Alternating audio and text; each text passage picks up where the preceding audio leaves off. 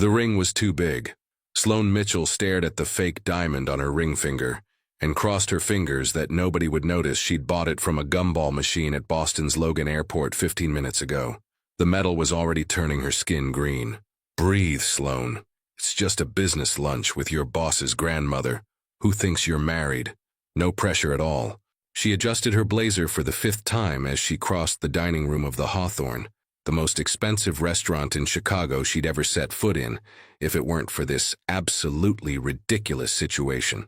All because of one stupid favor. 3 days ago, she'd made the fatal mistake of asking Declan Thorne, CEO of Thorne Industries, the most intimidating man she knew, and coincidentally her boss for the past 2 years, if he was okay.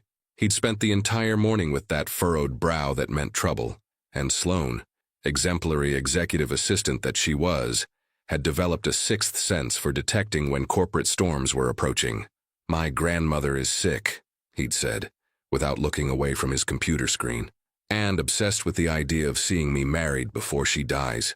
Sloane had made a sympathetic sound. Mistake number 1. She'll be in Chicago on Thursday, for medical treatment. "That's good she's getting treatment," Sloane had replied, typing an email. Mistake number 2. I told her I was engaged.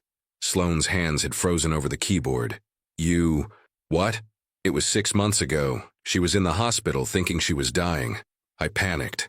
Declan had finally looked at her, and for the first time in 2 years, Sloane saw something beyond calculated indifference in those gray eyes. "I need you to be my fiancé for one lunch. 2 hours. Nothing more." Mistake number 3 had been saying yes. Now, standing at the entrance of the Hawthorne with a gumball machine ring and a fake biography she'd memorized in the Uber, Sloane wondered if it was too late to flee to Mexico. "You're late." She turned and came face to face with Declan Thorne in all his intimidating glory. Charcoal gray suit that probably cost more than her rent, dark brown hair impeccably styled, jawline so sharp it could cut glass. At 34, he was the youngest CEO in Thorne Industries history and had the warm personality of an Arctic iceberg. 3 minutes, Sloane shot back, and I was buying this. She showed him the ring. Declan looked at the $5 accessory like it was crime scene evidence. "That's awful." "You gave me 12 hours notice, Declan. I don't exactly have a vault full of fake engagement rings at home." "It's Declan now?" I thought fiancés used pet names. He took her hand, examining the ring with an expression that mixed horror and fascination. "Wow, this is turning your finger green. Welcome to the world of airport accessories." Sloane tried to pull her hand back, but Declan held it firm. "I'm buying a real ring tomorrow. For a fake engagement, that's a waste of money. My grandmother will notice. She has a doctorate in gemology." Declan was still holding Sloane's hand, and she realized this was probably the longest conversation they'd had that didn't involve spreadsheets or meetings. "She'll also notice if you call me Declan the whole time, like you're reporting software bugs." "What do you want me to call you? Sweetheart, honey, sugar bear?" Declan's expression suggested he'd prefer to be hit by a truck. "Try using my name in a way that doesn't sound like you're firing me." Before Sloane could respond, a melodious voice echoed through the dining room. "Declan!" A tiny woman with impeccable white hair and bright blue eyes was crossing the restaurant toward them, with the energy of someone 30 years younger. She wore a pale pink Chanel suit and had more jewelry than the British royal family. "Grand Margot." Declan transformed instantly, still formal but with slightly softened edges. He kissed the woman's cheek. "You look beautiful." "And you're lying, but I'll take it." Margot turned her attention to Sloane, and those blue eyes became suddenly shrewd, analyzing, dangerous. "So this is the girl who managed to capture my ice-cold grandson's heart?" Sloane felt Declan tense beside her. She extended her hand, deciding the best defense was an offense. "Margot, it's such a pleasure to finally meet you. Declan talks about you so much I feel like we're already friends." "He does." Margot took Sloane's hand and immediately focused on the ring. Her eyes widened. "My dear boy, you proposed to this poor girl with this." "It's a long story," Declan began, but Sloane interrupted him. "I chose this one," she lied with conviction. "Declan wanted to give me a giant diamond, but I said I preferred something more symbolic." She looked at Declan with what she hoped was adoration and not absolute panic. "We met at an airport. It seemed appropriate." Declan blinked. Margot tilted her head. How romantic, Margot said slowly. And unusual. Well, Sloane is unusual, Declan said, and something in his voice made Sloane's stomach do a strange flip. He was looking at her in a way he'd never looked at her in the office. Like she was interesting. Like he actually saw her. She always surprises me. For a second, Sloane forgot this was all fake. Then Margot smiled, a shrewd smile that set off every alarm in Sloane's head, and said, "Well, dears, I've reserved the presidential suite at the Drake Hotel for a week. For the three of us." Declan went pale. "What?" "I want to get to know my granddaughter. Really know her." Margot linked her arms through theirs, pulling them toward the table. "After all, you two won't mind sharing a suite with Grandma for a few days, right? You're engaged, so you must already be living together anyway." Sloane looked at Declan. Declan looked at Sloane. The gumball ring sparkled on her finger like an accusation. They were completely screwed. The presidential suite at the Drake Hotel had 3 bedrooms, 2 bathrooms, a living room bigger than Sloane's entire apartment, and absolutely zero privacy from Margot Thorne's laser-focused attention. "So, darlings, tell me everything." Margot settled into the cream-colored sofa like a queen claiming her throne, patting the cushions on either side of her. "How did you two really meet? And don't give me that airport nonsense. I want the real story." Sloane froze halfway through hanging her coat in the closet. She and Declan hadn't discussed this part. They'd been too busy panicking about the shared suite situation during the car ride from the restaurant. "It's not nonsense, Gran." Declan appeared beside Sloane with her overnight bag, the one his driver had picked up from her apartment while they were at lunch. He set it down with careful precision. "We met at O'Hare 2 years ago. During a business trip?" Margot's eyebrows arched with interest. "Actually," Sloane said, her mind racing, "I spilled coffee on him." Declan's head whipped toward her so fast she heard his neck crack. "You did?" He sounded strangled. "You forgot already." Sloane smiled sweetly at him, then turned to Margot. "I was running late for my interview at Thorne Industries. Wasn't paying attention. Walked straight into him at the airport Starbucks and destroyed his white shirt with a venti caramel macchiato." Margot's eyes lit up. "And he still hired you?" "He didn't know I was interviewing with his company." Sloane was warming to the story now, details spinning out faster than she could think. "We were both so flustered. Kept apologizing. He kept saying it was fine even though it clearly wasn't. I gave him my scarf to clean up with." "It was cashmere," Declan added quietly, and Sloane realized with a shock that he was playing along. "Dark blue. She insisted I keep it. I felt terrible. I still have it." The words hung in the air between them. Sloane forgot to breathe for a second because the way Declan was looking at her, intense, focused, like she was a puzzle he couldn't quite solve, didn't feel fake at all. Margot clapped her hands together. "That's adorable. And then what? You showed up to interview and he recognized you?" Walked into the conference room and there she was. Declan sat down next to his grandmother, and Sloane noticed he'd positioned himself so he could still see her. Wearing the same coffee-stained jacket she'd had at the airport. "I only owned one nice blazer back then," Sloane admitted, which was actually true. "I hired her on the spot." "You did not. You made me do 3 more rounds of interviews." "That was HR protocol. I'd already decided." Declan's mouth curved into something that might have been a smile on a less stoic person.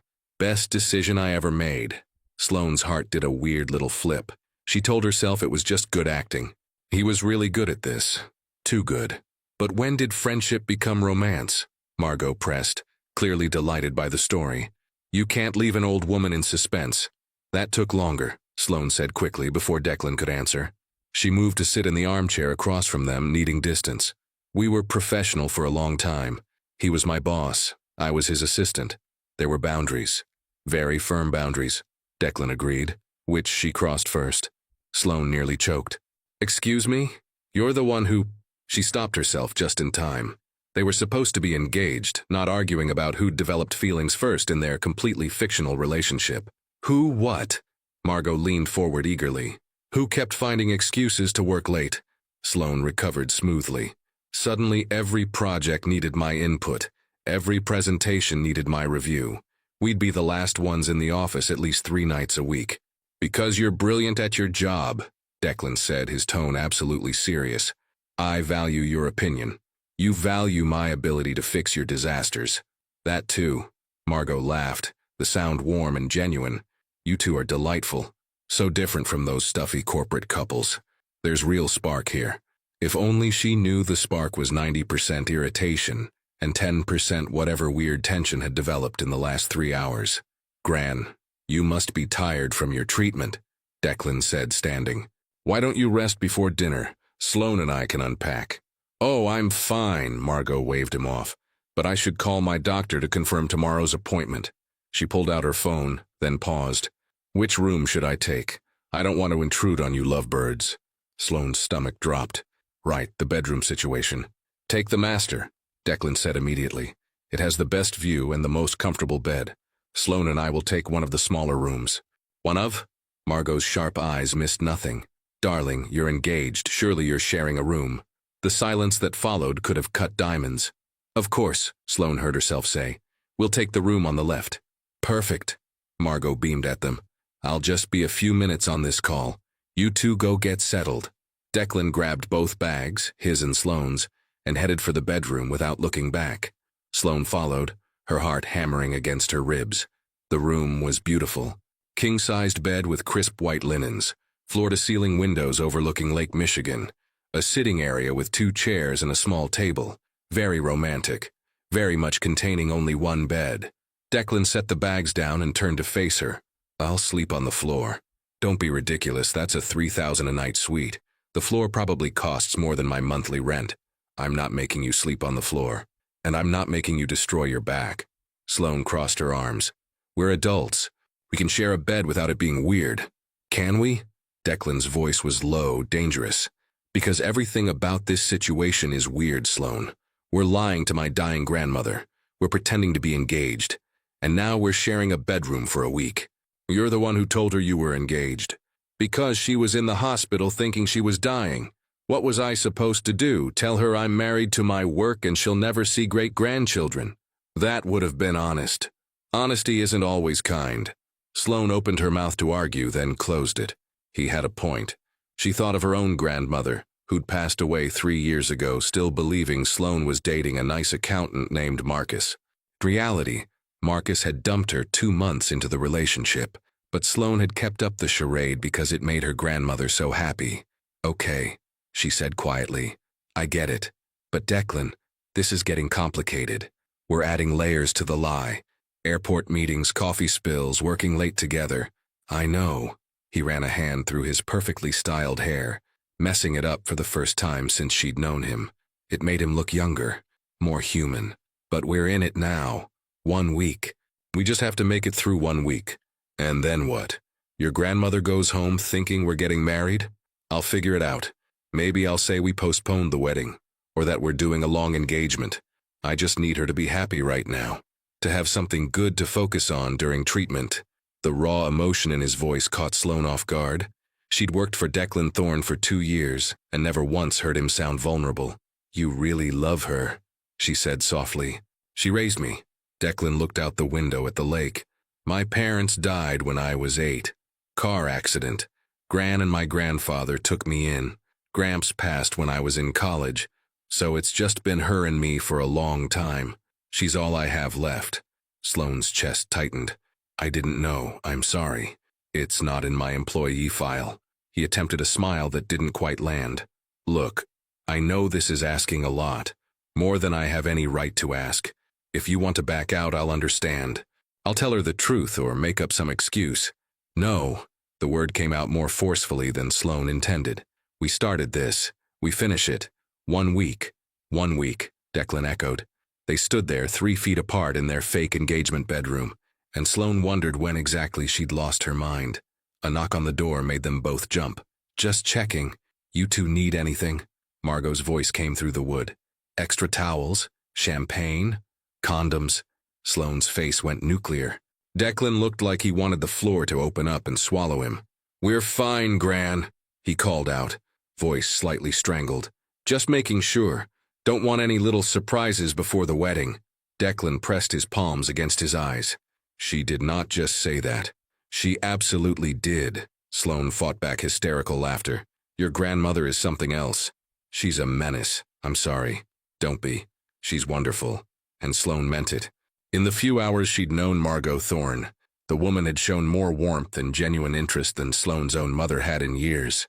Declan lowered his hands and looked at her with an expression she couldn't quite read.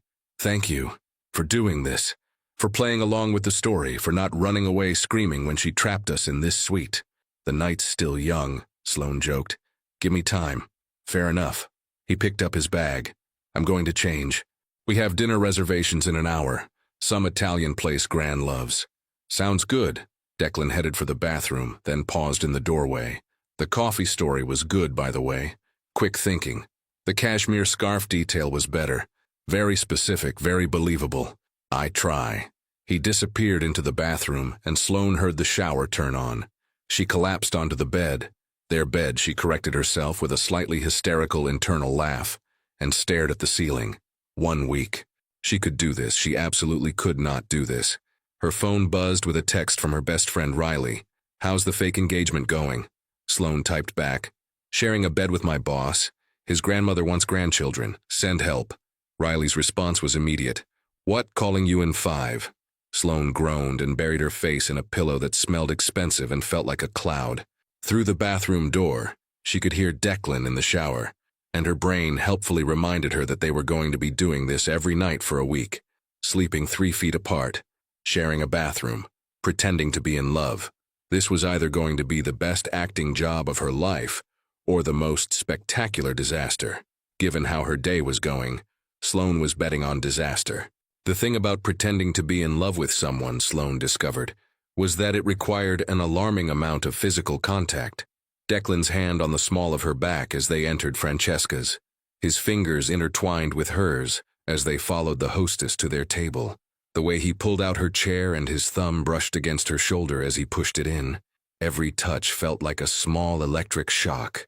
"This place is gorgeous," Sloane said, looking around at the intimate Italian restaurant.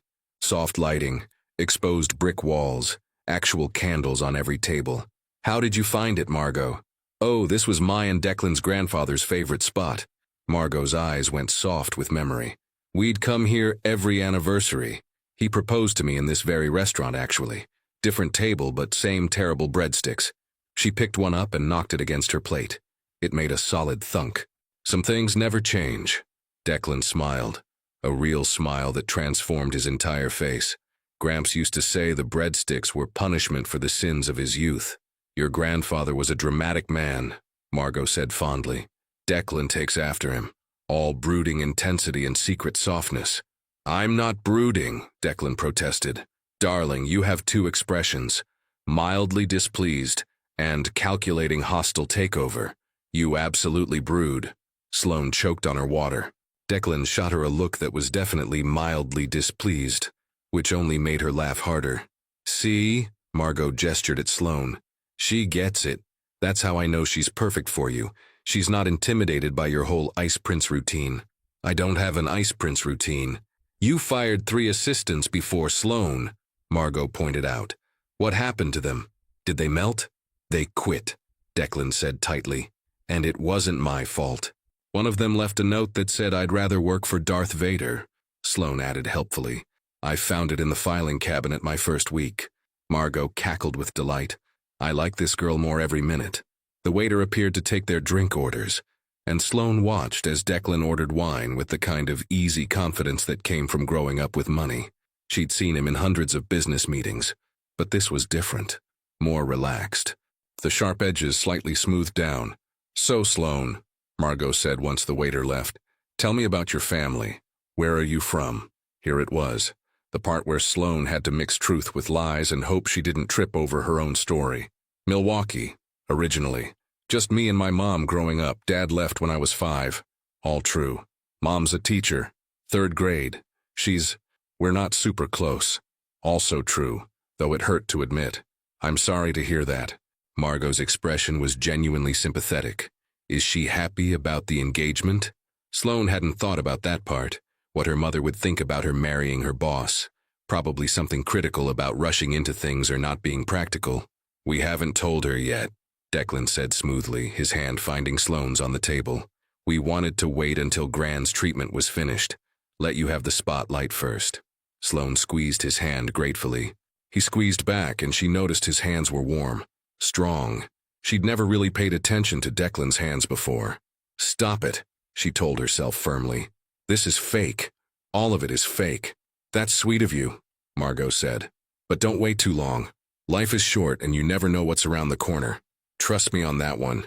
An uncomfortable silence fell. Sloane watched Declan's jaw tighten, his thumb unconsciously stroking across her knuckles in what she suspected was a self-soothing gesture. "How was your appointment today?" Sloane asked gently. "If you don't mind talking about it." Margot's face brightened. "I don't mind at all. It was actually good news. The new treatment is working better than expected. Dr. Patterson says if this continues, I might have years, not months." The breath Declan released was shaky. "That's incredible, Gran." "It's very early," Margot cautioned. "But yes, incredible." She looked between them with eyes that suddenly seemed too knowing. "Which means I'll definitely be around for the wedding, so you two better start planning." Sloane felt her stomach drop. "Oh, we're thinking of a long engagement, maybe 18 months. 2 years, probably," Declan said at the same time. They looked at each other. Margot looked at both of them. "Or flexible," Sloane amended quickly. "We're flexible on timing. Not rushing anything." "Because you're already living together," Margot said. "So what's the hurry, right?" "Exactly," Declan agreed. "Except you love each other desperately and can barely keep your hands off each other, so why wait?" The waiter chose that perfect moment to return with their wine. Sloane grabbed her glass and took a very long sip that was definitely too large to be elegant. "We're just being practical," she managed. "Practical," Margot repeated, in a tone that suggested she thought they were both idiots. "Darling, I'm 76 years old and possibly dying. I don't have time for practical. I want to see my grandson married. Preferably before I'm too weak to dance at the reception." Declan's face did something complicated. "Gran, I'm not trying to guilt you," Margot interrupted. "I'm just saying, life's short. If you love someone, why wait?" She smiled at them both. "And it's obvious you two are crazy about each other.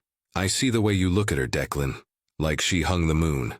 Sloane risked a glance at Declan and found him staring at her with an intensity that made her forget how to breathe. For a second, she could almost believe it was real. "We'll think about moving up the timeline," Declan said quietly, still looking at Sloane. "Right? Right," Sloane whispered, wondering when exactly she'd lost control of this situation. Dinner arrived, and Margot launched into a story about Declan's grandfather that involved a stolen gondola in Venice and several angry Italian police officers.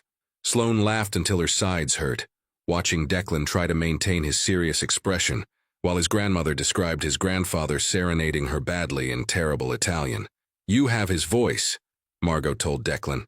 "Same deep tone. Couldn't carry a tune either." "I can sing," Declan protested.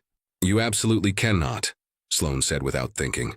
"I've heard you in the office. You hum while you work, and it's not melodic." Declan looked genuinely offended. "I hum. All the time. Usually when you're reviewing contracts. It's this flat monotone thing that makes me think you're summoning demons." Margot burst out laughing. "Oh, I adore her. Declan, if you let this one go, I'm writing you out of my will." "Noted," Declan said dryly, but Sloane caught the hint of a smile tugging at his mouth. They were halfway through dessert when Margot excused herself to use the restroom, leaving Sloane and Declan alone for the first time since arriving. The silence felt suddenly heavy. "You're good at this," Declan said finally. "The lying, the stories, making her laugh. So are you. The cashmere scarf thing, the 'I still have it' line, that was inspired." "I do actually have a blue cashmere scarf," Declan admitted. "College girlfriend gave it to me before she dumped me for someone less emotionally unavailable." Her words, not mine. Sloane studied him. "Are you emotionally unavailable?" "Apparently."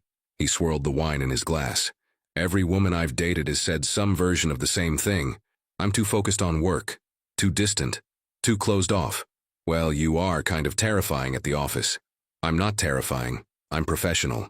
"You once made a senior VP cry because his presentation had a typo." "It was the earnings report, to the board. There should not have been a typo." Sloane bit back a smile. "See? Terrifying. But not to you." Declan's gray eyes fixed on her. "You've never been scared of me. Why is that?" The question caught her off guard. Sloane thought about it, really thought about it. I guess because I figured out pretty quickly that the Ice Prince thing is mostly an act, she said slowly. You're not mean or cruel. You just have incredibly high standards and no patience for incompetence. But you're fair. You notice good work. You promoted me twice in 2 years.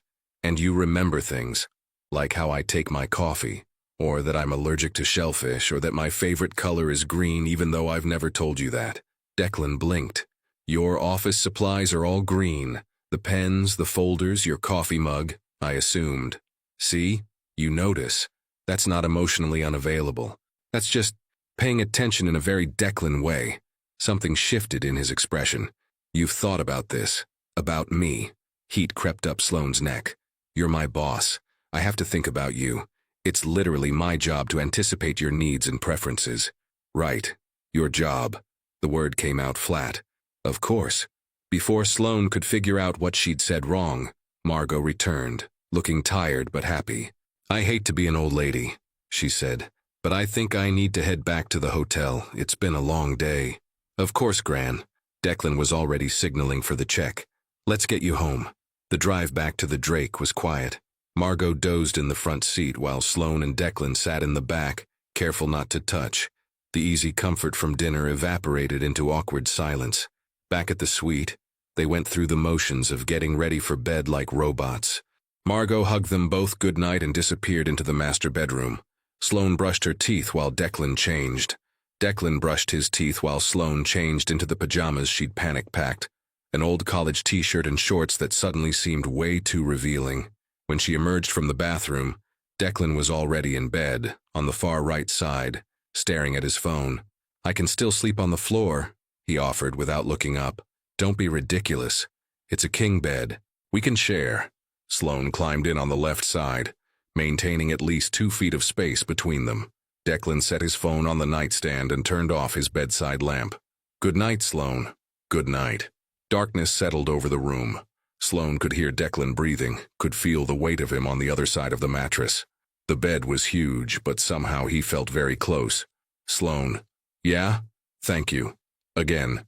I know I keep saying it, but stop thanking me. We're partners in crime for the week. Partners don't keep tabs. A pause. Then quietly. Partners. Yeah, partners. Another pause, longer this time. Your favorite color isn't green, Declan said into the darkness. It's purple. Dark purple specifically. You mentioned it once about a year ago when we were stuck in that conference call about the merger. You said you wished you could paint your office walls dark purple because it would make the boring meetings more tolerable. Sloane's breath caught. You remember that? I remember everything you tell me. His voice was low, almost vulnerable. I thought you should know that.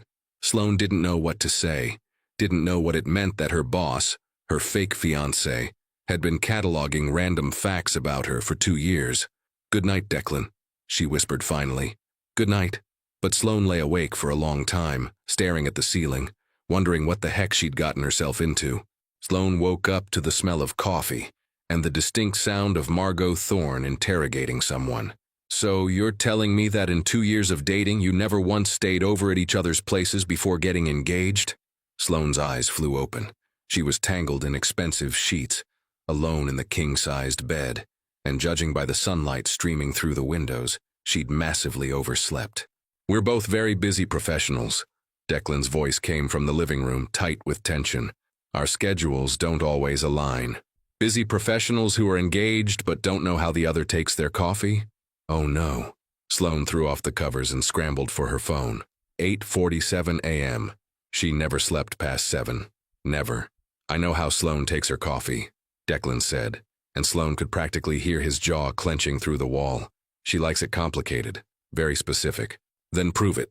Sloane grabbed her robe, well, the hotel's robe, and rushed into the living room to find Declan and Margot standing in the kitchenette area, 3 coffee cups between them, looking like they were about to duel.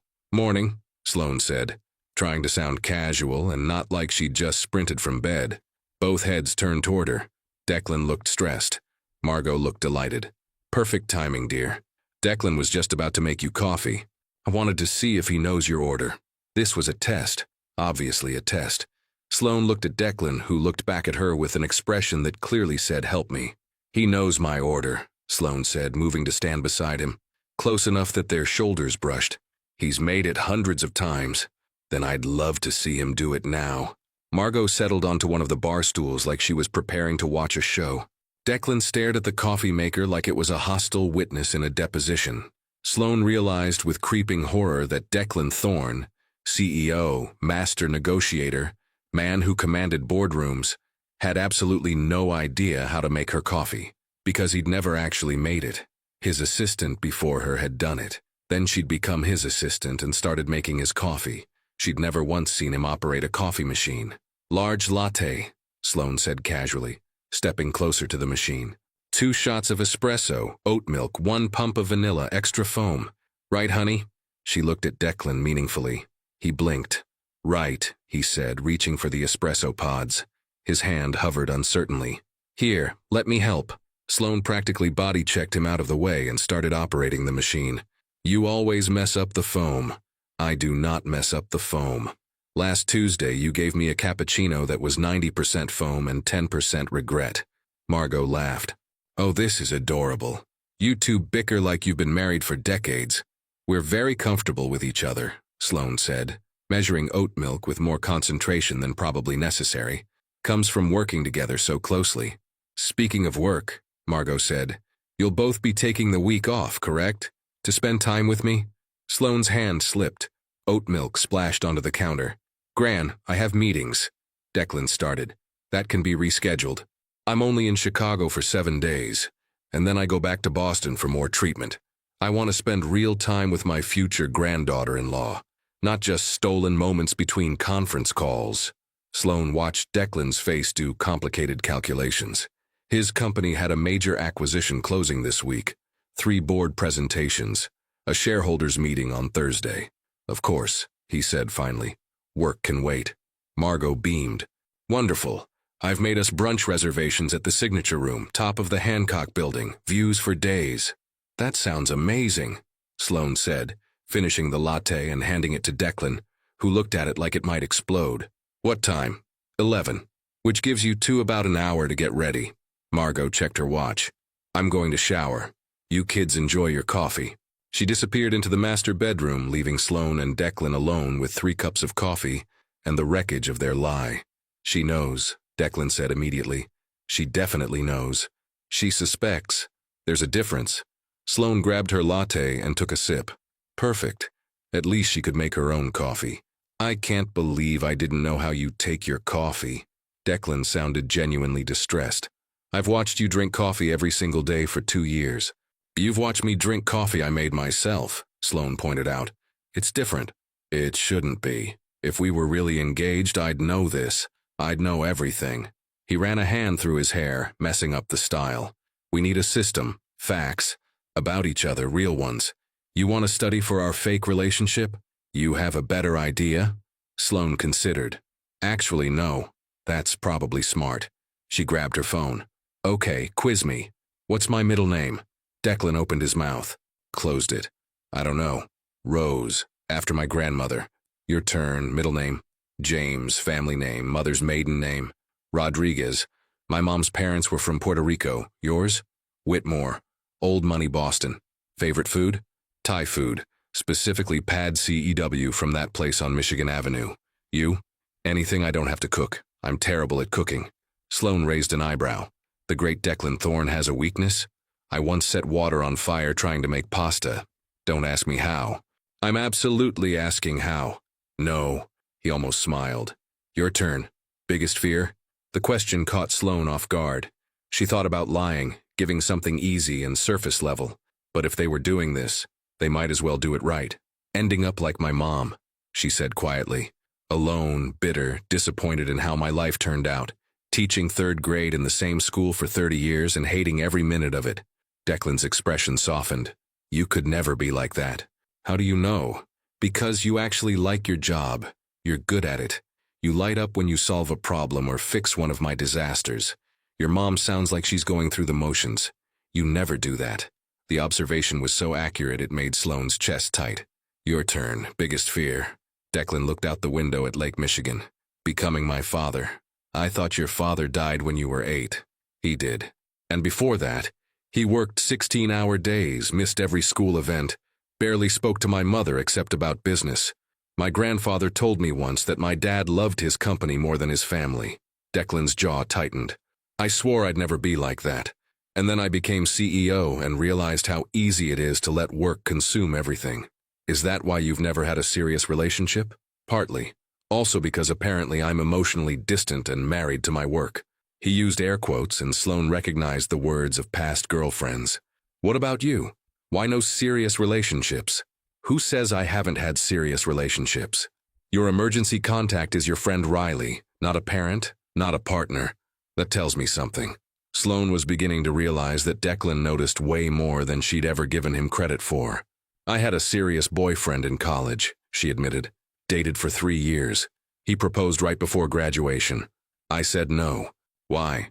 Because he wanted me to move to Seattle with him, give up my job prospects, support him through grad school.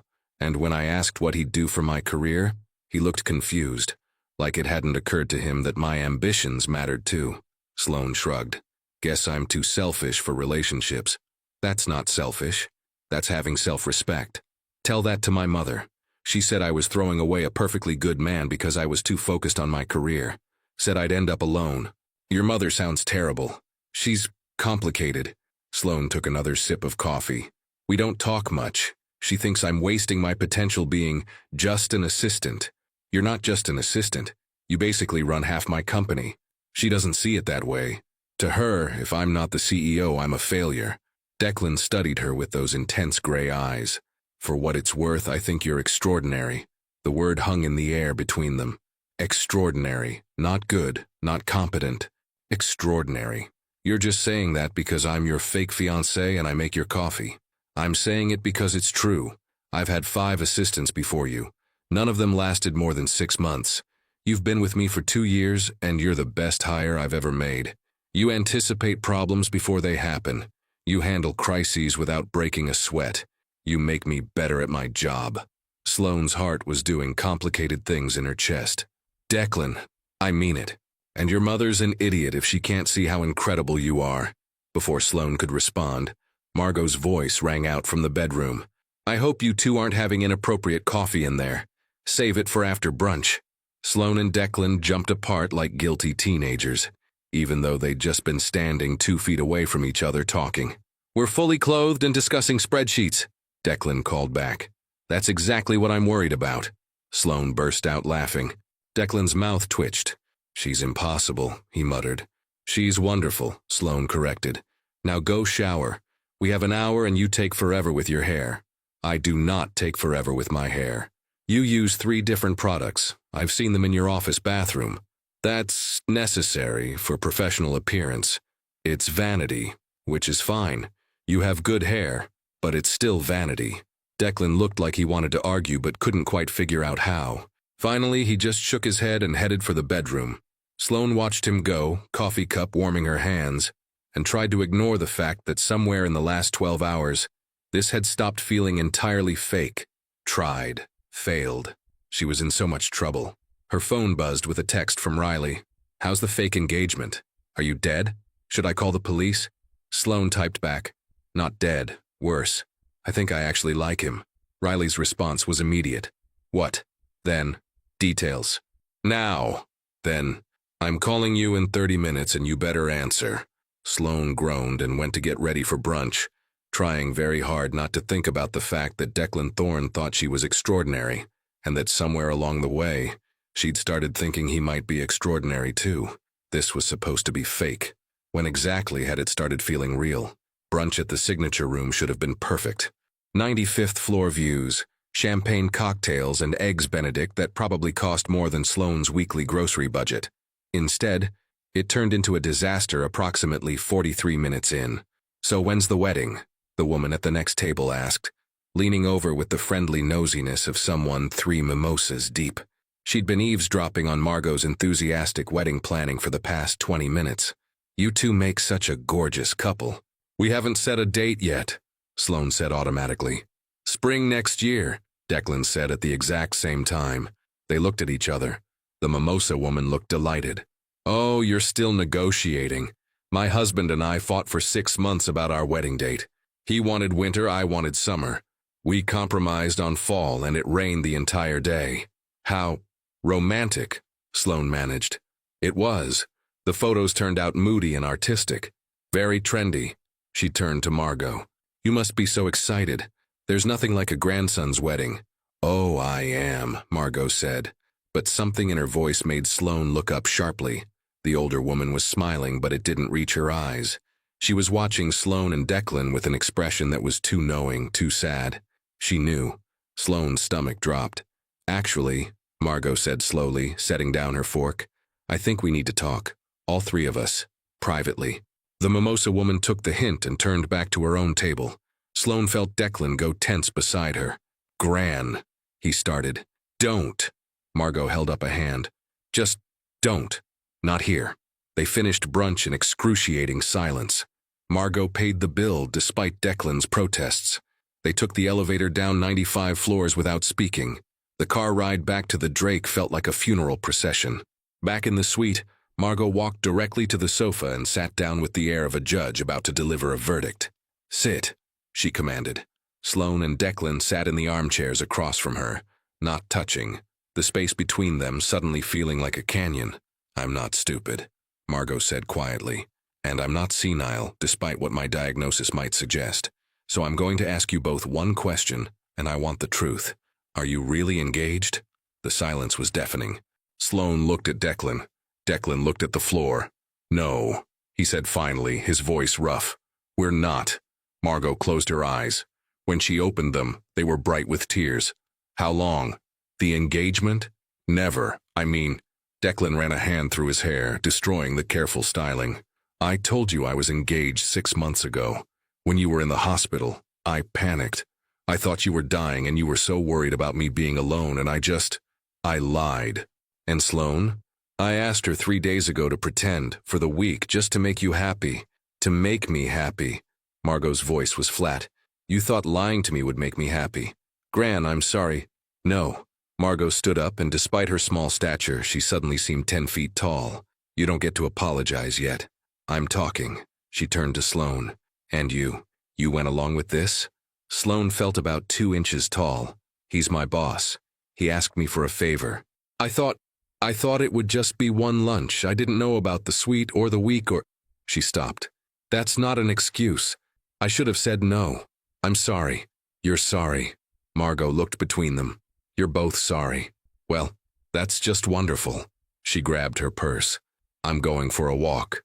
Don't follow me. Gran, you just had treatment. You shouldn't. I'm 76 years old and possibly dying, Declan. I'll do whatever I want. She headed for the door, then paused. For what it's worth, the coffee story was good. Very believable. You two are excellent liars. The door closed behind her with a soft click that somehow felt louder than a slam. Sloane and Declan sat in the wreckage of their deception, not looking at each other. Well, Sloane said finally, that went badly. I'm fired, aren't I? Declan's voice was hollow. From the family. She's going to write me out of the will and never speak to me again. She's hurt, not angry. There's a difference. How do you know? Because she didn't yell. My mom yells when she's angry. Your grandmother looked disappointed. That's worse than anger. Declan dropped his head into his hands. I'm an idiot. We're both idiots. Sloane stood up. I'm going to pack. Give you space to talk to her when she gets back. You don't have to leave. Yeah, I do. This is family stuff now. I'm just the assistant who agreed to a stupid plan. You're not just... Declan stood up too, suddenly close. Sloane, you're not just anything. These past few days talking to you, learning about you, I... Don't. Sloane backed up a step. Please don't make this harder than it already is. We were pretending. That's all this was. Was it? His gray eyes were intense, searching. Because I wasn't pretending when I said you were extraordinary. I wasn't pretending when I told you I remember everything you say. And I wasn't pretending last night when I couldn't sleep because you were 3 feet away from me. And all I could think about was... Sloane's phone rang, shrill and insistent. They both jumped. Sloane grabbed it like a lifeline. I should take this. She fled to the bedroom before Declan could respond, her heart hammering against her ribs. The call was from Riley, and Sloane answered it with shaking hands. You better have a good reason for not calling me back, Riley said immediately. I've been losing my mind. How's the fake? She knows, Sloane interrupted. Margot knows, she figured it out. Oh no. What happened? Sloane filled Riley in on the disastrous brunch, Margot's quiet devastation, her own cowardice in running away. And now I'm hiding in the bedroom while Declan has a breakdown in the living room, and I think I might have feelings for him, which is absolutely terrible timing and also completely unprofessional. And, wait, back up, Riley interrupted. Feelings? What kind of feelings? The bad kind. The kind where I notice things like how he takes his coffee black because he's practical, and how he hums when he works even though it's terrible, and how he remembers that my favorite color is purple, not green, even though I mentioned it once a year ago. Sloane sat down on the bed. Riley, I think I'm falling for my boss. Is he falling for you? I don't know. Maybe? He said something before you called, about not pretending. But that could just be… Sloane, Riley's voice was gentle. Honey, this man asked you to be his fake fiancé. He shared a bed with you. He's been learning facts about your life and telling you you're extraordinary. How is that not interested? Because I'm his assistant, because we work together, because this whole thing started as a lie and I don't know what's real anymore. A knock on the bedroom door made Sloane jump. Sloane? Declan's voice came through the wood. Gran's back. She wants to talk to both of us. Sloane's stomach twisted into knots. I'll be right there. Riley, I have to go. Call me after, Riley commanded. And Sloane, tell him the truth about how you feel. You might be surprised, or I might get fired and humiliated. Risk it anyway. Sloane hung up and took a deep breath. She could do this. She'd survived worse. Probably. Maybe. She opened the door to find Declan waiting, looking as nervous as she'd ever seen him. Whatever she says, he told her quietly, I want you to know this isn't your fault. I dragged you into this. If anyone should be fired, it's me. You can't fire yourself. I can resign from the family. She's probably already drafting the papers. They walked into the living room together. Margot was back on the sofa, looking tired but composed. Sit, she said, less commanding this time, more gentle. They sat. Margot looked at them both for a long moment. Then, incredibly, she smiled. I forgive you, she said simply. Declan blinked. What? I said I forgive you. Both of you. The lying was wrong, but I understand why you did it. She looked at Declan. You were scared. You thought I was dying and you wanted to give me peace. That's not malicious. It's misguided, but it comes from love. Gran, I'm so sorry. I know you are. And Sloane, you were put in an impossible position by your boss. I don't blame you for going along with it. Sloane felt tears prick her eyes. I should have been honest from the start. Perhaps, but you're honest now and that counts for something. Margot leaned forward. Here's what I want to know. And I want the real truth this time. Do you two have feelings for each other? Real ones? Sloane's heart stopped. She looked at Declan. He was staring at her with an expression she couldn't quite read. Sloane started. Yes, Declan said. At least, I do. I don't know about Sloane, but He took a breath. I've had feelings for her for months. Maybe longer. I just didn't realize it until this week when we were pretending and it felt so much more real than any relationship I've actually had. Sloane couldn't breathe. And you? Margot turned to her. How do you feel about my grandson? Everyone was looking at her, waiting. Sloane thought about lying, about making something up, about protecting herself.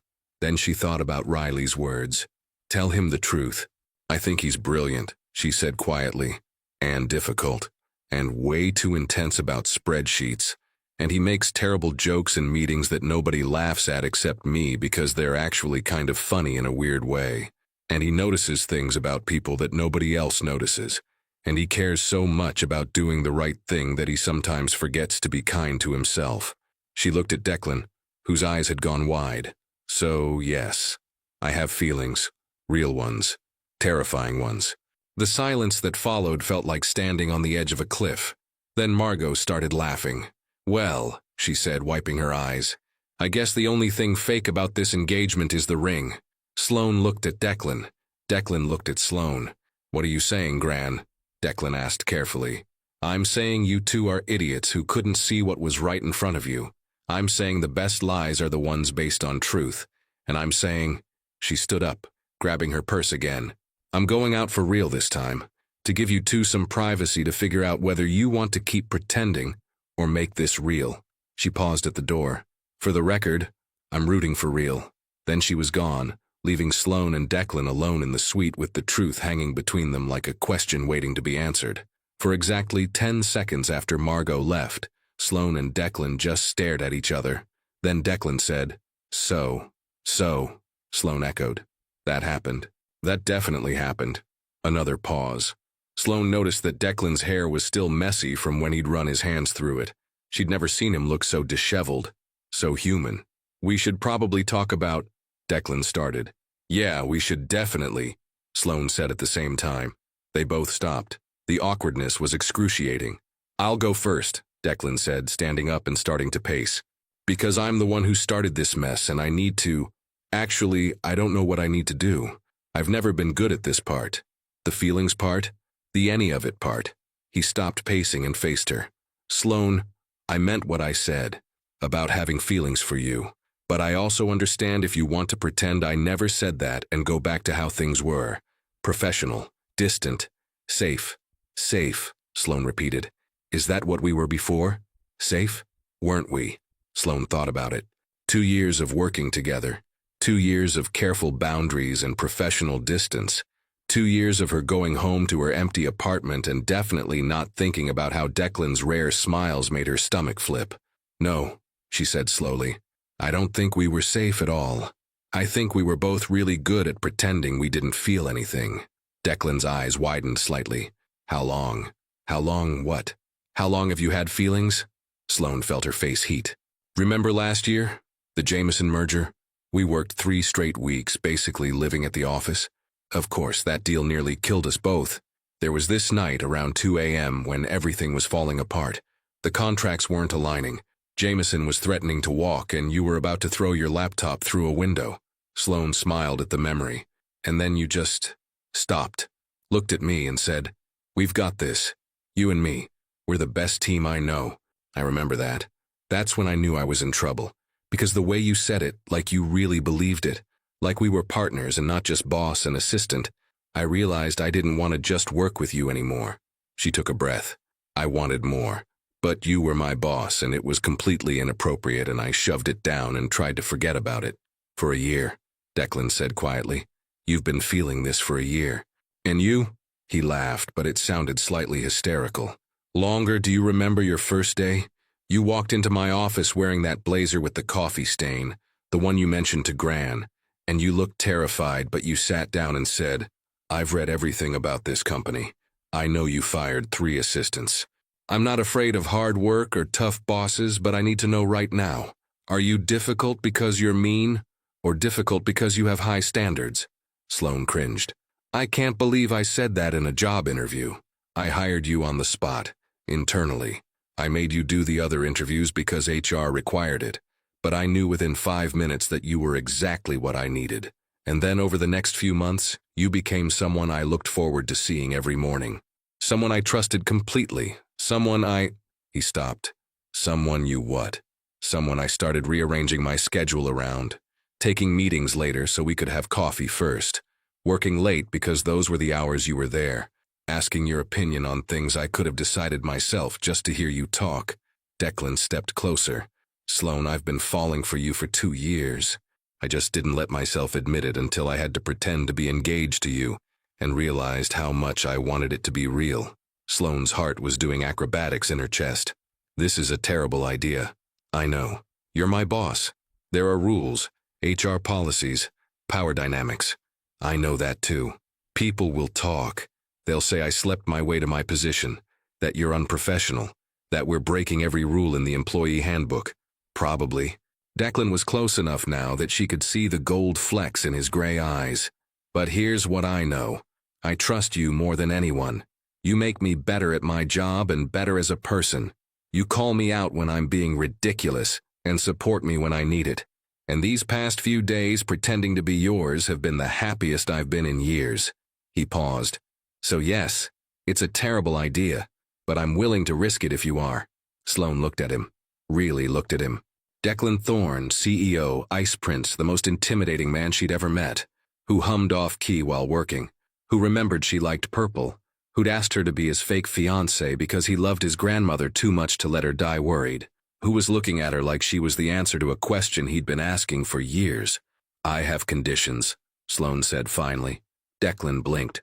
"Conditions? Yes. If we're doing this, really doing this, then I need to know we're on the same page."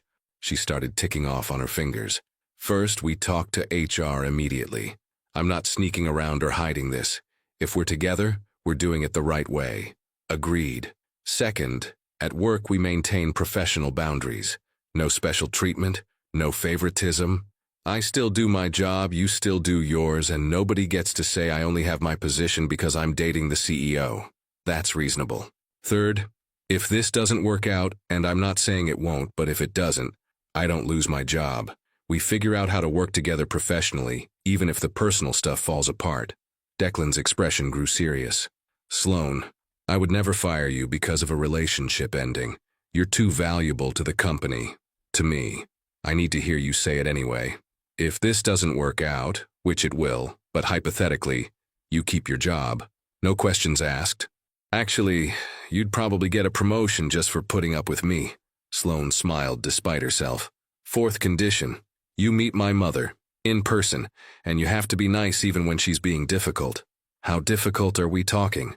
"She once told me I should have been a doctor instead of wasting my education on secretarial work, while I was helping her move into a new apartment that I paid for." Declan winced. "Okay, that's pretty difficult. And she'll probably hate you on principle because you're my boss and she'll think you're taking advantage of me. Great. Looking forward to it already. Fifth and final condition." Sloane stepped closer, close enough to see the way his breath caught.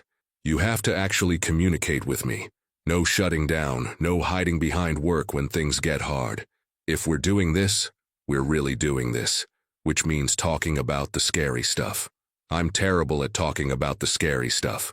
I know, but you're going to learn, because I'm not doing the whole emotionally unavailable partner thing. I've seen how that ends and I'm not interested." Declan was quiet for a long moment. Then he reached out and took both of her hands in his. "Okay," he said softly. "All 5 conditions. I agree to all of them, and I'll add one of my own. Which is, you have to tell me when I'm being an idiot. At work and in life. I need someone who's not afraid to call me out, and you're the only person who's ever done that consistently. Don't stop just because we're together. Deal." Sloane squeezed his hands. "So we're really doing this? We're really doing this." Declan pulled her closer, his hands settling on her waist. "Terrible idea and all. The worst idea. Absolutely catastrophic. Completely unprofessional. Going to be the best decision I've ever made," Declan said, and then he kissed her. When Declan kissed her, it felt nothing like pretending. It felt like coming home after a long trip, like the answer to a question she'd been asking for 2 years, like the beginning of something real and messy and completely worth the risk. His hands tightened on her waist, her fingers tangled in his hair, finally messing it up the way she'd wanted to for months. He tasted like coffee and peppermint and possibility. When they finally pulled apart, both breathing hard, Declan rested his forehead against hers. "I've wanted to do that for so long," he admitted. "How long? Remember the company holiday party last year? You wore that dark purple dress? You noticed that? Sloane, I notice everything about you. You wore that dress and spent the entire night laughing with the marketing team, and I stood in the corner drinking terrible punch trying not to stare at you like a creep. That's when I knew I was in trouble. You were in the corner? I thought you left early. No, I stayed until you left. Then I went home and had a very stern conversation with myself about appropriate boss-employee boundaries." He traced his thumb along her jawline. Clearly that conversation didn't work. "Thank goodness for that." Sloane kissed him again, softer this time. "Though I have to admit, I was staring at you too. You wore that dark gray suit. The Tom Ford one? I don't know designers, I just know you looked unfairly good, and I spent the whole night trying not to imagine what it would be like to dance with you. We can fix that right now." Declan pulled out his phone and selected a song. Soft jazz filled the room. "There's no music at the holiday party." There should have been. He pulled her close, one hand at her waist, the other holding hers. "Dance with me. This is ridiculous. We're in a hotel suite in the middle of the afternoon. We've been fake engaged for 3 days and we're just now admitting we have feelings for each other. Ridiculous is kind of our thing. Sloane laughed and let him lead her around the living room in a slow dance. He was surprisingly good at it. Where did you learn to dance? She asked. Boarding school, required etiquette classes. I hated every minute of it. You're pretty good for someone who hated it. I had excellent motivation to pay attention. There was this girl in my class who I had a massive crush on. I figured if I learned to dance, maybe she'd dance with me at the winter formal. Did she? No. She went with my roommate. I spent the whole dance standing in the corner pretending I didn't care. He spun Sloane out and back in. Apparently standing in corners at dances is a pattern for me. Not anymore. Sloane rested her head on his shoulder. From now on, you're dancing. Only if you're the one I'm dancing with. They swayed in comfortable silence for a few minutes, and Sloane marveled at how natural this felt. How right. Like they'd been doing this for years instead of minutes. We need to talk about the practical stuff, Declan said eventually. The HR conversation, how we handle this at work. Can we have 5 more minutes of not thinking about practical stuff? We can have as long as you want. But Sloane's brain was already spinning ahead, thinking about all the complications. What are we going to tell people? At the office, I mean. The truth, that we're together, that it started after a personal situation brought us closer, and we're handling it appropriately through proper channels. People are going to have opinions. People always have opinions. Let them talk. We know the truth. And what's the truth? Declan stopped dancing and looked down at her. The truth is that I've been half in love with you for 2 years, and fully in love with you as of about 3 days ago. The truth is that you're the best thing that's ever happened to me, professionally and personally. And the truth is that I don't care what anyone says because being with you is worth any amount of office gossip. Sloane's breath caught. You love me? Is that okay? I know it's fast and we just officially got together like 10 minutes ago, but I love you too, Sloane interrupted. I think I have for a while. I just didn't let myself think it. The smile that spread across Declan's face was the most beautiful thing Sloane had ever seen. Say it again, he said. I love you. Again. I love you, Declan Thorne. Even though you're impossible and demanding and you have no idea how to make coffee. I love you, Sloane Mitchell. Even though you're stubborn and you make fun of my hair products and you're going to be a nightmare to work with, now that we're dating. I'm going to be exactly the same amount of nightmare I've always been. That's what I'm counting on. He kissed her again, and Sloane forgot about HR policies and office gossip and all the reasons this should be complicated. Right now, in this moment, it was simple. They loved each other. Everything else was just details. The door to the suite opened and Margot walked in carrying shopping bags and looking far too pleased with herself. Oh good, you figured it out, she said, setting down the bags. I was worried I'd come back to find you both sitting on opposite sides of the room overthinking everything. How long were you gone?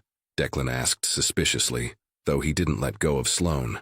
You said you were giving us privacy. 20 minutes. I went to the hotel boutique, got bored, came back. Margot pulled out her phone. Also, I may have been listening at the door for the last 5 minutes. These old hotel walls are surprisingly thin. Gran! Oh, please, like you wouldn't do the same. She beamed at them both. So are we doing this? Real engagement, real relationship, real wedding eventually? Sloane looked at Declan. Declan looked at Sloane. Yes, they said together. Wonderful. Then we have plans to make. Margot started pulling items from her shopping bags. I got 3 bridal magazines, a wedding planner, and, oh, this is my favorite, a book called So Your Boss Is Your Boyfriend, an HR Nightmare. Declan grabbed the book. This is not a real book. It absolutely is. I found it in the gift shop. Very helpful chapter on navigating workplace romance policies. Margot settled onto the sofa like she was preparing for a show. Now, let's talk timeline. I'm thinking spring wedding. Nothing too big. Maybe just 200 people. 200 is not small, Sloane protested. It is for the Thornes, dear. Declan's grandfather's funeral had 400 attendees. That was a funeral, not a wedding. Details. Margot waved a hand. Point is, we need to start planning, unless you two want a long engagement. Sloane looked at Declan, who looked slightly panicked. How about we start with getting through the next few days? Sloane suggested diplomatically. You know, take things one step at a time. Boring, Margot declared. But sensible, fine, we can discuss wedding plans later. For now, tell me, How are you going to handle this at work? The office gossip will be relentless. We're going to HR first thing Monday, Declan said firmly. File the proper paperwork, make it official and above board. And then? Margot pressed. And then we act professionally at work and ignore whatever anyone else has to say about it, Sloane added. We've done nothing wrong. We're two consenting adults who happen to work together. And who happen to be completely in love, Margot said with satisfaction. I knew it. I've known it for months. How could you have known for months? Declan asked. We didn't even know. Oh, please, you think I'm blind. Every time I called you, you'd mention Sloane within the first 2 minutes. Sloane solved this problem. Sloane suggested that solution. Sloane makes me laugh. You were obsessed. Declan's ears turned red.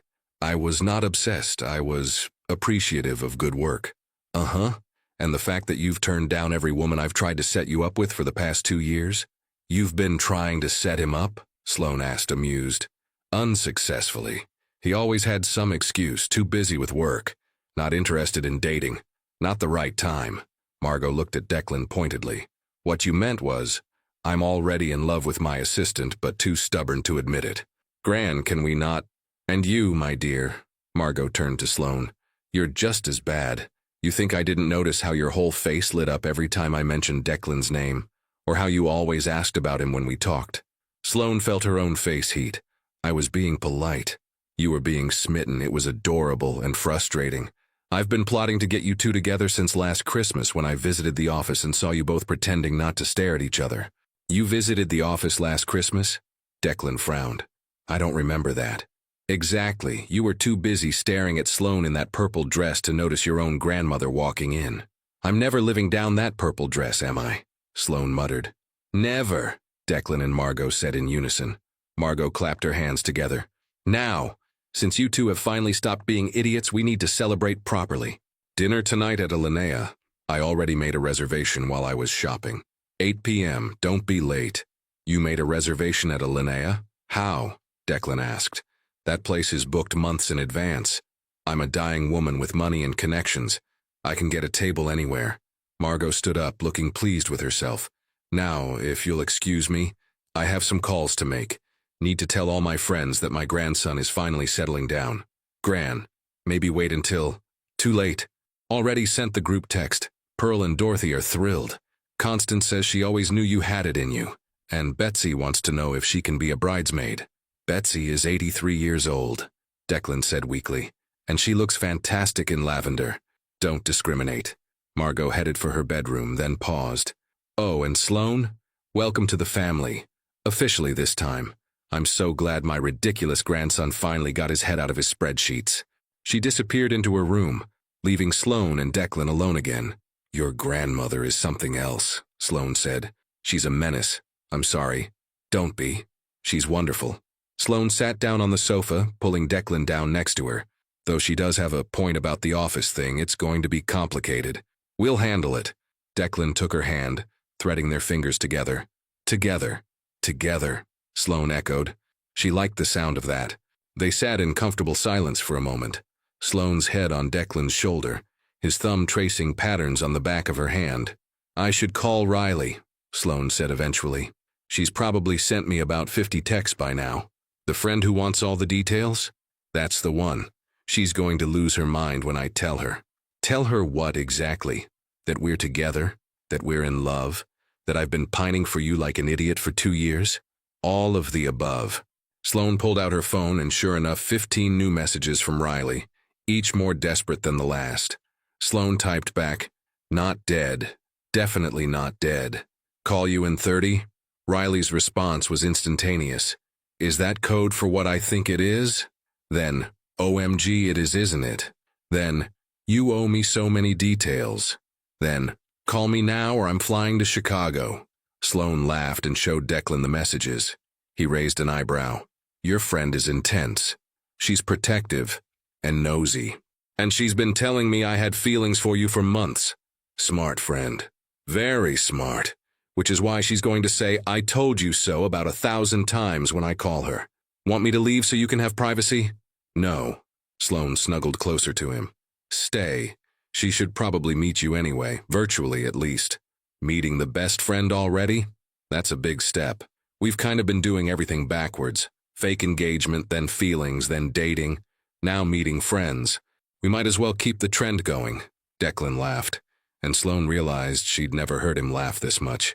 It looked good on him, made him seem younger, lighter. She hit Riley's contact and put the phone on speaker. Riley answered on the first ring. Tell me everything. Hi, Riley. I'm putting you on speaker because there's someone I want you to meet. A pause, then cautiously. Sloane, who's there with you? Declan, my boss. My boyfriend? She looked at Declan for confirmation. He nodded, smiling. Your boyfriend, she confirmed. The shriek that came through the phone probably damaged their hearing permanently. I knew it! I knew it! I knew it! I knew it! I've been telling you for months that you had feelings for him and you kept denying it, and I knew I was right. You were right, Sloane admitted, laughing.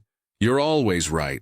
I'm in love with my boss, and it's a disaster and also the best thing that's ever happened to me. Hi, Riley, Declan said, looking slightly terrified.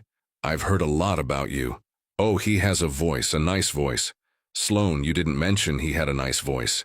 I mentioned a lot of things about him. Not the important things, like the voice, or that he's apparently willing to fake engage himself to you, which is actually kind of romantic in a completely insane way. It was insane, Declan agreed, but it worked out. So let me get this straight, Riley said, and Sloane could hear her settling in for the full interrogation. You two were fake engaged, sharing a bed, pretending to be in love, and you just now figured out you actually have feelings for each other. When you say it like that, it sounds ridiculous, Sloane said. Because it is ridiculous. This is literally a plot from every rom-com ever made. I'm aware. And you're telling me you're in love, like capital L love, after 3 days of fake dating? We've known each other for 2 years, Declan pointed out. The fake dating just made us face what we'd been avoiding. Oh, he's smooth, Riley said approvingly. I like him. Sloane, you can keep this one. I was planning on it. Good, because if you screw this up, I'm going to be so mad. I've been watching you pine for this man for a year. I wasn't pining. You literally said, and I quote, Riley, he smiled at me today and I forgot how to form sentences. That's pining, babe. Declan was grinning now. You forgot how to form sentences? Shut up, Sloane said, blushing furiously. Riley, you're supposed to be on my side. I am on your side. I'm on the side of you finally being happy with someone who clearly adores you. Riley's voice softened. Seriously, Sloane, I'm happy for you. You deserve this. Thanks, Rye. But I want details later, all the details. And Declan? Yes? You hurt my best friend and I will fly to Chicago and personally destroy you. I have no money and questionable life choices, but I am scrappy and I know people. Declan looked at Sloane, amused. I believe you, and noted. I have no intention of hurting her. Good answer. Okay, I'll let you two go back to your romantic hotel suite situation. Sloane, call me tomorrow. Love you. Love you too. Riley hung up, and Sloane set her phone down with a sigh. She seems nice, Declan said dryly. She's the best, terrifying, but the best. I can see why you're friends. You're both terrifying in your own ways. I'm not terrifying. Sloane, you once made a VP cry by quietly pointing out 3 errors in his presentation. You didn't even raise your voice. That's terrifying. That's just being thorough. That's being terrifying, but I love it. He pulled her close. I love that you're smart and tough and you don't let anyone push you around, including me. Especially you. Especially me, he agreed. They spent the next hour just talking, really talking, without the pretense of fake engagement or the barriers of boss and assistant. Declan told her about his childhood, about the boarding school he hated and the grandfather he adored. Sloane told him about growing up with just her mother, about the loneliness and the determination to be different, to be more. By the time they had to start getting ready for dinner, Sloane felt like she knew Declan in a way she never had before. And more importantly, he knew her. I need to shower and change, Sloane said, reluctantly pulling away from where they'd been cuddled on the sofa. And you probably do too. Probably. Declan stood and stretched. I'll go first if you want. No, I'll go. I'd take longer anyway.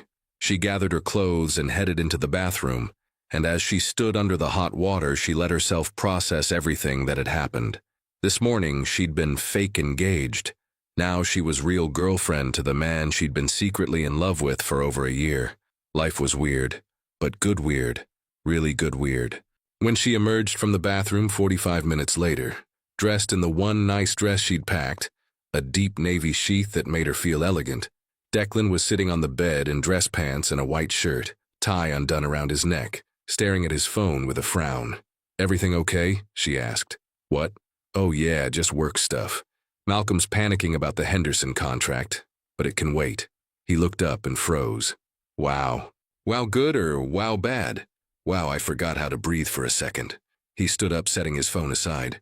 "You look incredible. You don't look so bad yourself."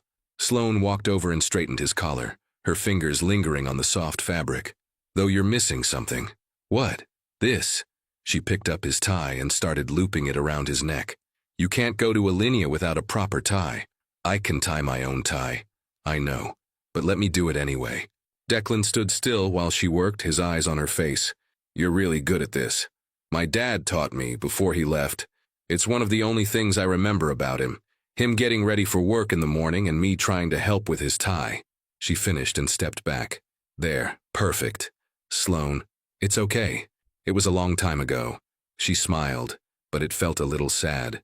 "Besides, now I get to use the skill on you." So something good came out of it. Declan cupped her face in his hands. "Everything about you is good. Even the sad parts that made you who you are. Don't forget that." Sloane blinked back sudden tears. "How are you real?" "I could ask you the same thing." A knock on the bedroom door interrupted them. "Are you two ready?" Margot called. "The car will be here in 5 minutes and I refuse to be late to my own celebration dinner." "Coming, Gran," Declan called back. He looked at Sloane. "Ready to have dinner with my possibly insane grandmother while she plans our entire future?" "Absolutely not. Let's go." They walked into the living room to find Margot in a stunning emerald green dress with a pearl necklace that probably cost more than Sloane's car. "Finally. I was beginning to think you two had gotten distracted." Margot looked them up and down approvingly. "You both look wonderful. Very photogenic. The society pages are going to love this." "Society pages?" Sloane asked weakly. "Oh, didn't I mention? I may have tipped off a few friends who work in media. The Thorn heir finally settling down is news, dear."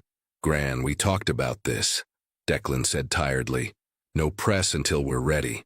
I'm 76 and possibly dying. I do what I want." Margot grabbed her clutch. "Now come on. We have a reservation." The drive to Alinea was short, and soon they were being seated at a table with a view of the city lights. The restaurant was everything Sloane had heard. Elegant, sophisticated, intimidating. "I've never been anywhere this fancy," she whispered to Declan as they sat down. "Don't worry. The food's weird but good. Just go with it." "Weird how?" "You'll see." He wasn't wrong. The meal was an experience, 20 courses of tiny artistic portions that were as much theater as food. Edible balloons, flavor-changing drinks, desserts that looked like modern art. Margot held court throughout the meal, telling stories about the Thorn family that had both Sloane laughing and cringing. Declan's great-uncle who had scandalized society by running off with a showgirl. His aunt who had punched a senator at a charity gala. His grandfather's legendary poker games that attracted half of Chicago's elite. "We're not boring, I'll give us that," Declan said dryly. "Boring is overrated," Margot declared. "Life's too short to be boring. Which is why I'm so pleased you two finally stopped pretending and admitted your feelings. Now things will get interesting." "They're already interesting," Sloane said. "We're navigating a workplace relationship in a company with strict policies. So change the policies." "Gran, I can't just—" "You're the CEO, you can do whatever you want." Margot waved a hand dismissively. "Make new policies that are more reasonable. Bring the company into the 21st century. Your grandfather would have supported it. Gramps was a traditional businessman. Your grandfather had a secret relationship for 15 years because company policy forbade executive relationships. He would have changed the rules if he'd had the courage. You do." Margot looked at Declan seriously. "Don't make the same mistakes he did. Don't let outdated rules keep you from happiness." Declan was quiet for a moment. "You're right. I usually am. It's very annoying for everyone else." "We'll still go through proper channels," Sloane interjected. "Talk to HR, file paperwork, make sure everything's above board. But maybe we can also suggest some policy updates that make more sense for modern workplace relationships." "See?" Margot beamed. "This is why you two work. You balance each other. Declan's all emotion pretending to be logic. You're all logic pretending to be emotion. Together you're actually functional. Thanks, Sloane said uncertainly. It's a compliment. Trust me. The meal continued, and Sloane found herself relaxing into the evening. This felt right, sitting here with Declan and his grandmother, planning a future that this morning hadn't seemed possible. As dessert was being served, some elaborate creation involving chocolate and smoke and what might have been edible flowers, Margot raised her wine glass. A toast, she announced. To Sloane and Declan, may your love be as strong as your coffee orders are complicated. May your partnership be as solid as Declan's refusal to take a day off. And may your life together be filled with more joy than chaos. Though knowing you two, it'll probably be 50-50. Declan and Sloane clinked their glasses against hers, laughing. To chaos, Declan said. And joy, Sloane added. And love, Margot finished. Always love. They drank, and Sloane felt a warmth spread through her chest that had nothing to do with the wine. As they left the restaurant hours later, Sloane's phone buzzed. Her mother. Heard from your friend Riley that you're dating your boss. Call me. We need to talk about this. Sloane showed Declan the message. He grimaced. Riley told your mother? They're Facebook friends. I forgot about that. Sloane sighed. I guess it's time for you to meet her. When? Tomorrow? Rip the Band-Aid off? Tomorrow, Declan agreed, looking slightly pale. Should I be scared? Absolutely terrified. Great. Looking forward to it. Back at the hotel, Margot announced she was exhausted and immediately disappeared into her room.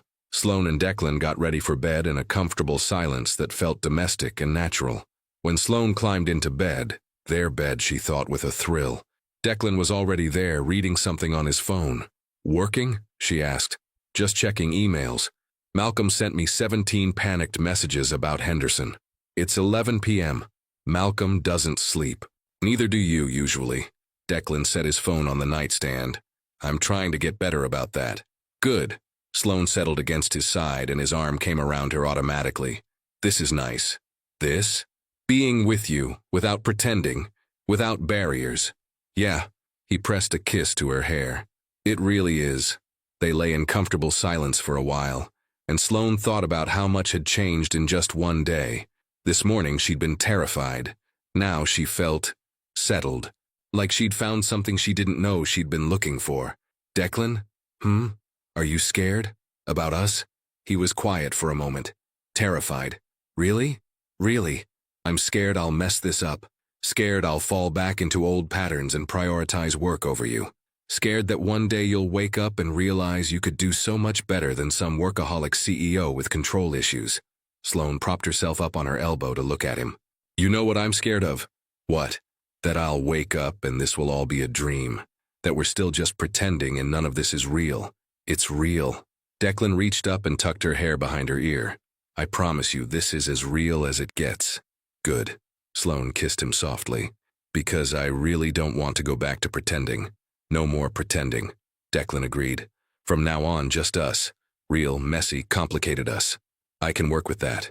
They settled back down, Sloane's head on Declan's chest, listening to his heartbeat steady and strong beneath her ear. Hey, Sloane? Yeah? Thank you. For what?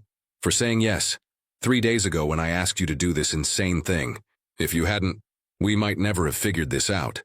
So really, this is all your grandmother's fault for getting sick and making you panic. Basically, yes. I'll have to thank her tomorrow. Please don't. Her ego doesn't need any more inflation. Sloane laughed, and Declan's chest rumbled with his own laughter beneath her cheek. They fell asleep like that, tangled together in the fancy hotel bed, no longer pretending, finally real. And in the morning, they'd face Sloane's mother and the office and all the complications that came with choosing love over simplicity. But that was tomorrow. Tonight, they had this. The quiet dark. The sound of the city below, and each other. It was enough. It was everything. 2 days later, meeting Sloane's mother was exactly as terrible as promised. Linda Mitchell opened her apartment door, looked Declan up and down with a critical eye and said, So you're the boss who's taking advantage of my daughter. Mom, Sloane protested. What? I'm just saying what we're all thinking. Nobody's thinking that, Sloane said through gritted teeth. Can we come in? Linda stepped aside, and they entered the small Milwaukee apartment. It was neat but sparse, with the kind of furniture that came from decades of making do with less. Declan could see where Sloane got her determination from. Her mother had the same set to her jaw, the same fire in her eyes. "Ms. Mitchell," Declan said, extending his hand. "It's nice to finally meet you. Sloane's told me a lot about you." "I'm sure she has." Linda shook his hand briefly. "And it's Ms. Mitchell. I dropped the Mrs. when my ex-husband decided to drop us." "Mom?" "What?" "It's true." Linda led them to the living room. "Sit, I made coffee, though I'm sure it's not fancy enough for someone like you." This was going to be a long afternoon. They sat on the worn sofa while Linda poured coffee from a pot that had seen better days. Declan accepted his cup and took a sip. It was terrible. "It's great," he lied. Linda snorted. "You're a terrible liar, just like Sloane. That's how I know she actually has feelings for you. She's a terrible liar when it matters." "Mom, are you going to interrogate him, or can we have a normal conversation?" "Can I do both?" Linda settled into an armchair across from them. "Fine, normal conversation. How long have you two been seeing each other?" "Officially?" "A few days," Sloane said. "But we've worked together for 2 years. And you never noticed each other before now?" "We noticed," Declan said. "We just didn't act on it until recently." "Why not?" "Because he was my boss," Sloane interjected. "Because there are rules about workplace relationships. Because it was complicated. And now it's not complicated. Now it's still complicated. But we're dealing with it." Sloane reached for Declan's hand, and he squeezed back. "We're going through proper HR channels.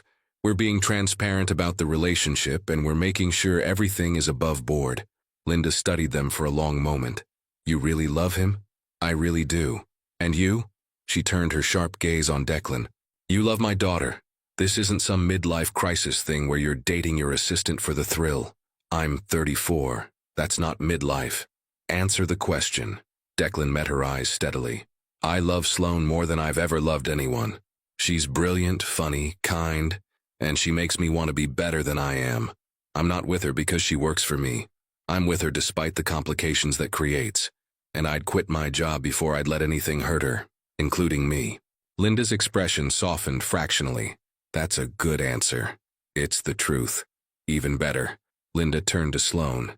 "He'll do, much better than that Marcus idiot you dated in college." "Thanks, Mom. Though I still think you should have gone to medical school." "Mom!" "What? I'm your mother. I'm allowed to have opinions." Linda stood up. "Stay for lunch. I made casserole." Over a surprisingly good casserole, Linda grilled Declan about his intentions, his family, his business, and his 5-year plan. He answered every question honestly, even the uncomfortable ones about what would happen if the relationship ended. By the time they left 3 hours later, Linda had thawed considerably, though she still made Sloane promise to call more often and not forget about her mother now that she's dating a rich man. In the car back to Chicago, Sloane exhaled deeply. "I'm sorry about her." "Don't be. She loves you. She's protective. I get it. She was pretty brutal. I've faced hostile takeovers that were gentler, but I survived." Declan grinned. "Besides, she said I'll do. That's practically a glowing endorsement from Linda Mitchell. She did like you, I could tell. She only makes casserole for people she likes." "The casserole was excellent." "Don't tell her that. Her ego doesn't need the boost." "Sounds familiar." They drove in comfortable silence for a while, and Sloane watched the landscape change from Milwaukee's familiar streets to the highway that would take them back to Chicago, back to their real lives, where they'd have to face work and HR and the reality of what they'd started. "Ready for Monday?" Declan asked, reading her mind. "No, yes, I don't know." Sloane twisted the gumball machine ring that she still wore on her right hand. "It's going to be weird, isn't it?" "Probably. But we'll handle it. Together. Together." Monday morning. The HR meeting went better than expected. Karen Chen, the head of HR, listened to their whole story without interrupting. When they finished, she sat back in her chair and sighed. "Well, this is interesting." "Is that good or bad?" Sloane asked nervously. "It's complicated." Karen pulled up something on her computer. "Technically, our workplace relationship policy requires disclosure, which you're doing. It also requires that the two parties in a relationship not have a direct reporting relationship." "Right," Declan said, "which is why I'm proposing we restructure Sloane's position. She'd report to the COO instead of directly to me." "That could work. though it's a significant change. It's necessary, Sloane said firmly. I don't want anyone thinking I'm getting special treatment, and I don't want Declan in a position where he has to evaluate my performance while we're in a relationship. Karen nodded approvingly. That's very professional of you. All right, let's talk logistics. They spent the next hour working out details. Sloane would transition to reporting to Marcus Wade, the COO. Her job responsibilities would stay largely the same, but she'd be positioned as Executive Director of Operations rather than Executive Assistant to the CEO. It was actually a promotion, with a salary increase to match. This works, Karen said finally. But I'll be honest, people are going to talk. The CEO dating an employee, even one who doesn't report to him anymore, is going to cause gossip. We know, Declan said. We're prepared for that. And if it doesn't work out, we've discussed that too, Sloane said. If the relationship ends, I keep my job.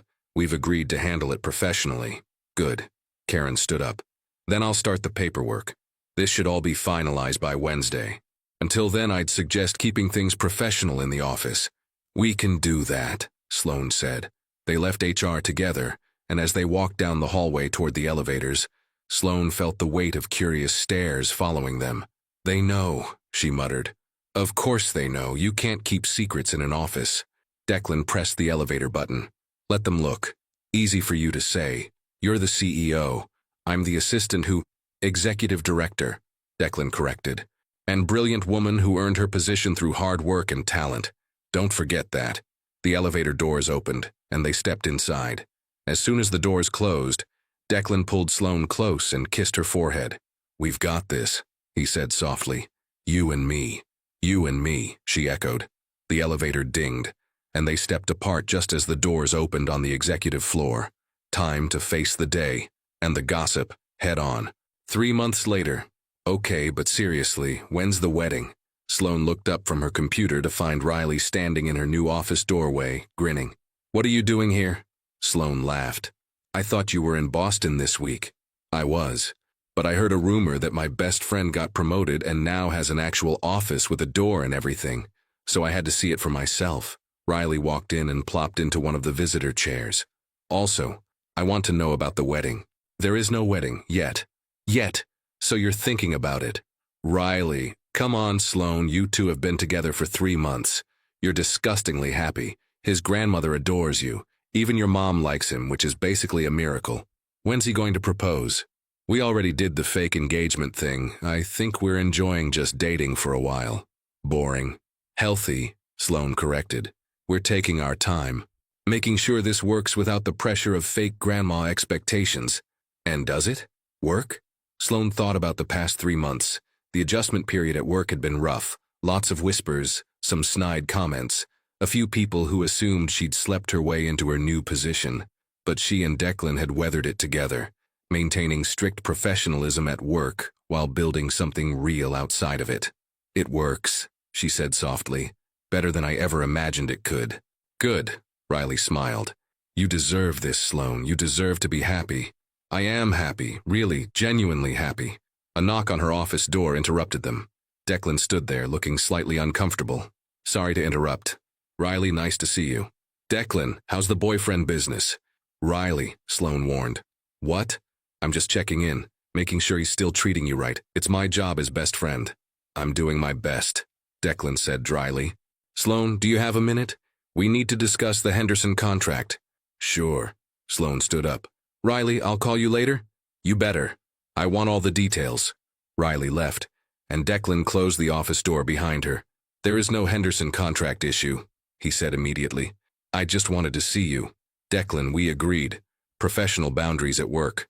I know, but it's been 3 hours since I saw you and I'm taking my lunch break. He pulled her close. Hi. Sloane relaxed into him. We're terrible at this professional boundary thing. Awful at it. People are going to notice. Let them. He kissed her softly. I love you. I love you too. They stayed like that for a moment, wrapped up in each other, before Sloane reluctantly pulled away. Okay, for real this time. Professional boundaries. Go back to your office, Mr. CEO. Fine, but we're still on for dinner tonight, right? Absolutely. That new Thai place? Perfect. 7 o'clock. He kissed her once more and headed for the door, then paused. Hey, Sloane? Yeah? For the record, when I do propose, really propose, it's not going to be with a gumball machine ring. I like the gumball machine ring. I know, but you deserve better. You deserve everything. He smiled. Just thought you should know. Then he was gone, leaving Sloane staring after him with a ridiculous smile on her face. 3 months, she thought. 3 months of being deliriously happy with Declan Thorne. 3 months of navigating workplace relationships and nosy friends, and his enthusiastic grandmother, and her critical mother. 3 months of waking up next to him and falling asleep in his arms, and building something real out of what started as the most elaborate lie. Her phone buzzed. A text from Margot. Lunch next week. I want to show you some venues. Just for fun. No pressure. Sloane laughed and typed back. Absolutely not. But yes to lunch. Margot's response was immediate.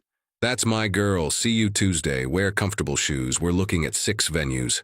Sloane shook her head, still smiling. Life with the Thornes was never boring, but it was perfect. Absolutely. Perfectly perfect. Epilogue 1 year later. The ring Declan actually proposed with was gorgeous. A vintage sapphire surrounded by diamonds. The Thorne family heirloom Margot had picked out that first week in Chicago. But Sloane kept the gumball machine ring in her jewelry box. Because sometimes the best things in life started with the worst plans, fake engagements, and cheap rings that turned your finger green. The proposal happened on an ordinary Tuesday in their apartment, while Sloane was wearing sweatpants and Declan was attempting and failing to cook dinner. This is a disaster, he'd said, staring at the smoking pan. I'm going to order takeout. Good call, Sloane had said, laughing. But first, he'd turned to face her, suddenly serious. I have a question. If you're asking if I can cook whatever that was supposed to be, the answer is yes, but I'm not going to. Not that question. He'd pulled out a small velvet box. This question. Sloane Mitchell, will you marry me, for real this time? She'd said yes before he finished asking. They got married 6 months later in a ceremony that was supposed to be small, 50 people, but ended up being slightly less small, 200, because Margot had opinions and connections and absolutely no shame. Margot officiated, wearing head-to-toe Chanel in pale pink. Linda Mitchell cried through the entire ceremony, though she claimed it was allergies. Riley gave a maid of honor speech that included the phrase, I told you so, 17 times. And Declan and Sloane exchanged vows they wrote themselves, promising to love each other through workplace drama, family chaos, complicated coffee orders, and terrible cooking attempts. The photos turned out perfect. The marriage turned out even better. Because sometimes the best love stories started with a favor for a boss, a dying grandmother's wish, and the worst plan anyone had ever come up with. And sometimes, just sometimes, pretending to be in love was the fastest way to realize you already were. The end.